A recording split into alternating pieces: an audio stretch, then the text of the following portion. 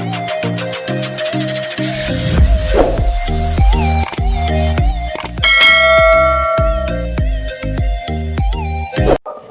araw sa inyo mga idol. Meron kaming kaunting tip na naman sa inyo. Nandito kami sa isang lugar na kukuha namin ito unit. Ito pa ito Toyota Avanza. Ito po mga idol ay ang problema po nito ni ma'am is hindi niya magamit dahil natakot siyang gamitin dahil ngayon dadali namin ito sa shop mga idol. I-update namin kayo kung pag nandun na sa shop. Ito mga idol, nandito tayo sa loob mga idol. Dadalhin mga dito sa shop kasi si ma'am, mga anak daw nag-drive nito. Bali, muntik na raw sila maka-aksidente. Ito, kasi itong problema ito, pinalinis na raw nila yung brake pad, yung mga gulong, nilinis na lahat. Ganun pa din daw. Halos walang laman ang preno nito. Ito tinama mga idol, itong pedal na to. Ito sa ilalim. Ayan o, lupog o. Halos walang preno mga idol o. So, titignan natin kung anong problema niya mga idol. Dadalhin natin to sa shop mga idol. Ayan. Pinuntan namin to sa bahay nila dahil nakatakot dalhin sa shop kasi wala raw brake. Mga anak na nagdadrive. Ayan. Wala kang preno. Oh. Ayan. Handbrake, alalay, handbrake. Para madala natin sa ating gawaan. Pinunta namin to sa bahay nila mga idol. Kaya sa decide akong dalhin dito sa bahay para yung mga gamit dito tayo maghahakot. Malapit lang naman to sa shop namin mga idol. Nandito na tayo idol sa shop idol. Bali ang gagawin natin ito, lilinisin natin itong tinamang itong mga lagay ng brake fluid mga idol. May laman naman siya kaso talaga walang preno. Kaya dinala ko nga rito sa shop, ilalagay ko ng handbrake. Babaklasin natin itong master idol. Ito lang, basic lang naman ito mga idol. Kinakabahan lang yung may-ari kasi nga naman talaga walang preno. Tapos ipa-flush natin lahat ang brake fluid mga idol. Sinishare ko lang to sa inyo mga idol kasi para kung sakali makakaenkwentro kayo ng ganito, lalo na yung mga bata, yung mga anak yung nagdadrive, delikado to, preno matik pa naman to. Ngayon mga idol, babaklasin natin to. Yan master na to. Tingnan natin muna yung loob. I-update ko kayo mamaya mga idol pag nabaklasan na natin yan. Ang dali lang naman baklasin mga idol, dalawang tornilyo lang naman yan eh. Tapos ito mga husto to. Yan. Yan lang mga idol babaklasin. Ito na mga idol yung master ng Avanza. Brake master ng Avanza. Tapon na. Yan. Bubuksan natin yung loob niyan.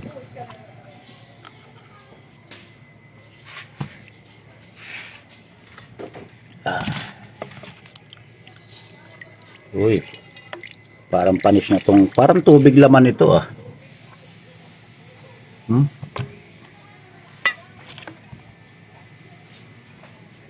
Parang tubig. Ito kasi idol, pag tinatapakan to, halos walang laman. Kaya titignan natin itong loob nito.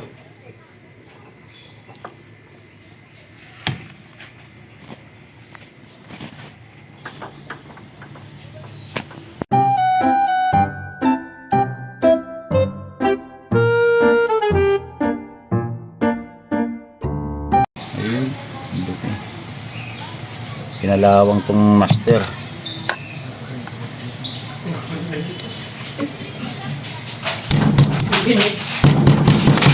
Ayan o.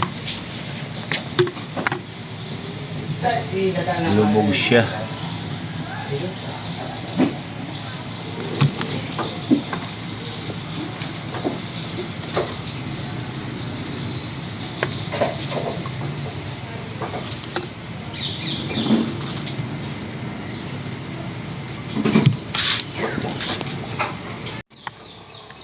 Ito mga idol, Pag kayo nakakaramdam na kayo, pagtapak nyo sa pedal is lumulubog, halos sagad, na hindi naman kayo natubusan ng fluid. Ang magiging problema niya mga idol, itong mga rubber na to, malambot na siya. Lumulusot na yung kanyang fluid, hindi na may tulak na maganda. Yan. Pangalawa, maaring hydrovac o brake booster.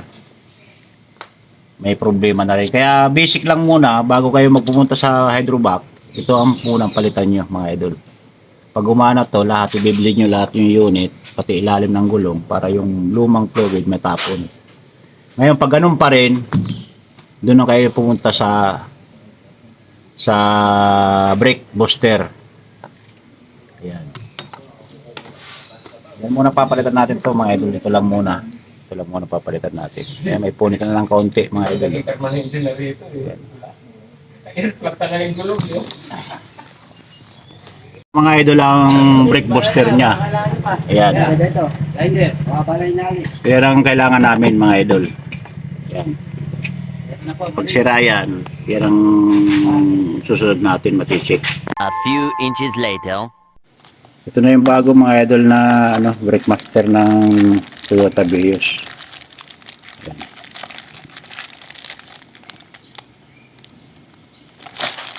Meron na tayong brake fluid. Ito yung luma niya.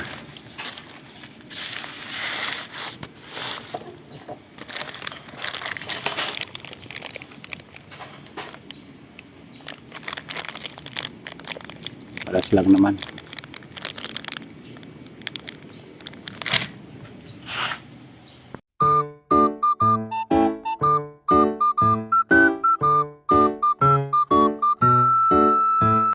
Narinis na rin pala natin na idol. Yung loob niyan, hindi mo masyado madudukot yun.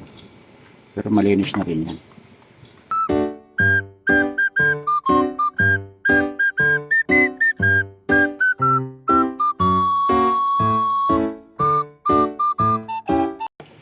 Sa mga idol, mayroon ditong butas yan.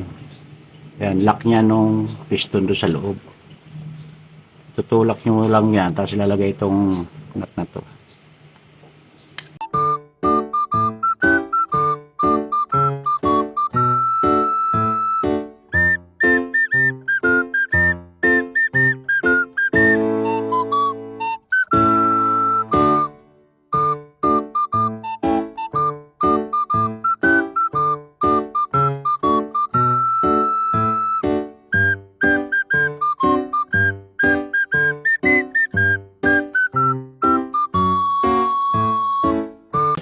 Bago nyo ikakabit ito mga idol, i-bleed nyo muna rito.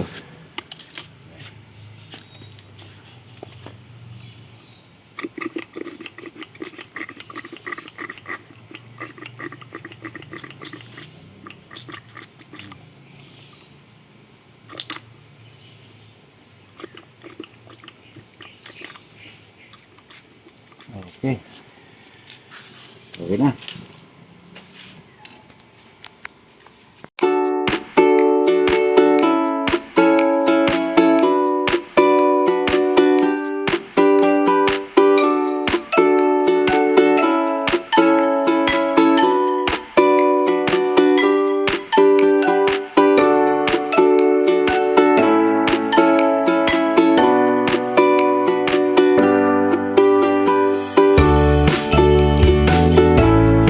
Pagbe-bleed nito mga idol pala, unahin nyo muna itong harapan bago yung likod, kasi ito yung huling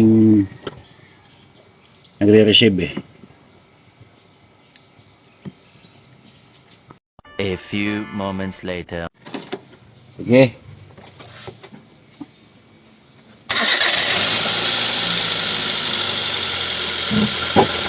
Okay.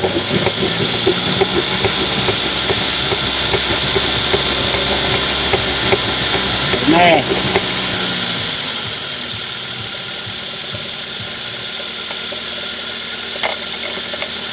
Bah.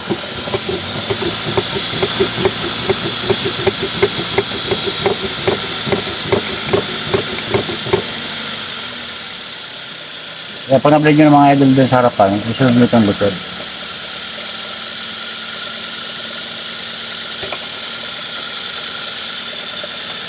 Tagalin mo yung handbrake Polaris, Sige lang.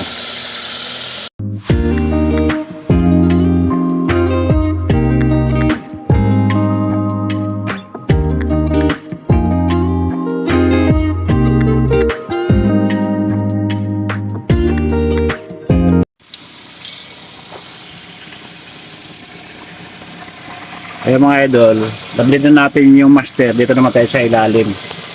Yan, ito yung blader niya sa harapan. Yan. Yan. Dito pa. Yan. Yan.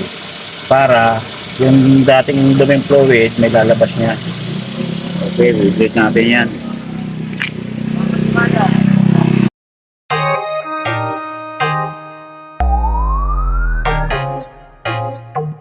Kabila naman tayo.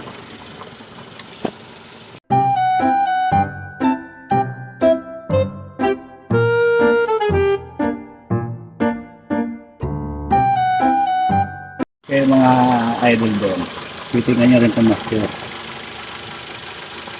Kung kulang, dagdagan nyo. Para may bubuga niya ngayon yung brake fluid. Pag malinis na yan. Kaya mga idol, sa likod naman tayo mga idol. Ayan ang blader niya. Tuturo pa saya. Ito yung blader niya sa likod. Ayan, hindi makita. Yan yung blader sa likod mga idol. Yan. Yan. Isa lang ang blader niya sa likod. Bibleed natin yun. Okay, so na mga idol, mahirap mag-video sa ilalim. Ayan, ang dumi oh. Umba!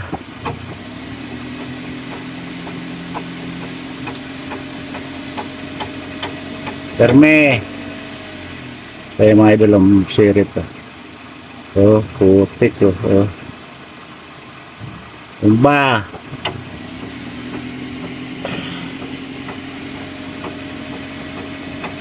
Terme. Ang itim. Hanggang sa luminaw yung mga idol. Sige, baba. Terme. Native pa rin. Kita nyo ba? Umba. Sino mga kung puno pa. Terme. May itim pa rin. Umba.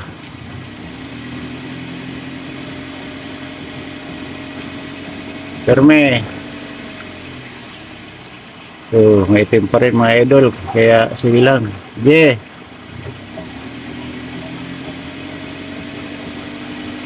Terme. Kaya labi niya ulit na. Umba.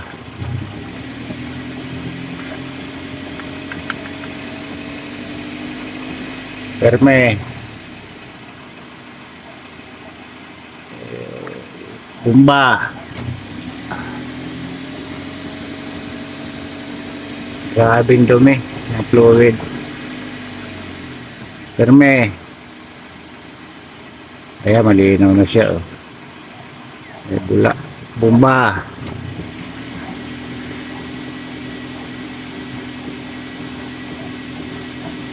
Terme.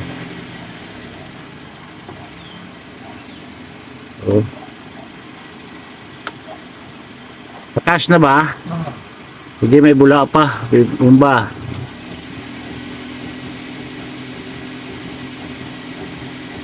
Terme. Ayan Ayan. Bomba.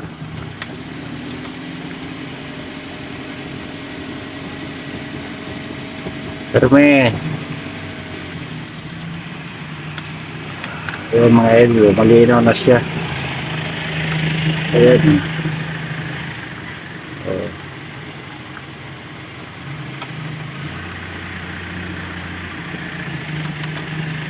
Okay na yan.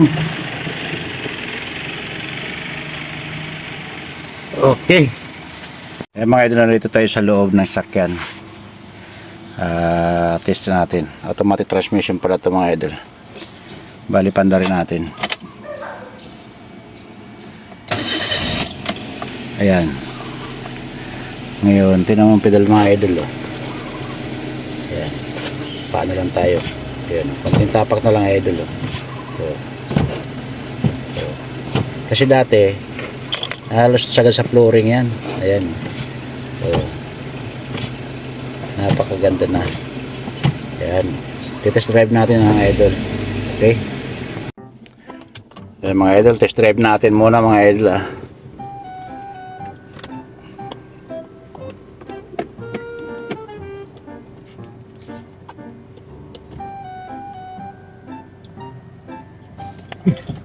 Pagkapako na. Ayan idol, test drive tayo.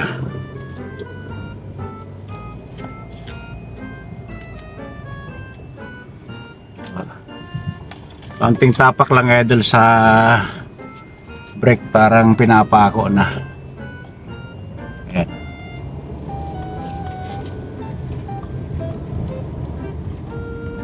Yun.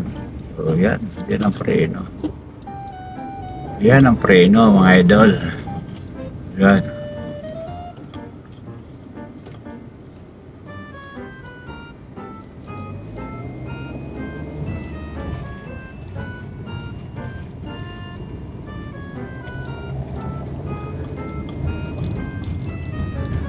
Okay mga idol, sana magustuhan nyo itong konting share natin sa Toyota Avanza na to. Konting share lang to mga idol, lalo sa mga nag-DIY, baguhan lang. Siyempre naman, lahat naman tayo nagbibideo para naman sa mga baguhan at gusto matuto. At saka gusto naman makakuhang style o diskarte sa paggawa ng mga ganitong sakyan. Ayan mga idol. Ganito na lang tayo mga idol. Maraming salamat sa inyong suporta.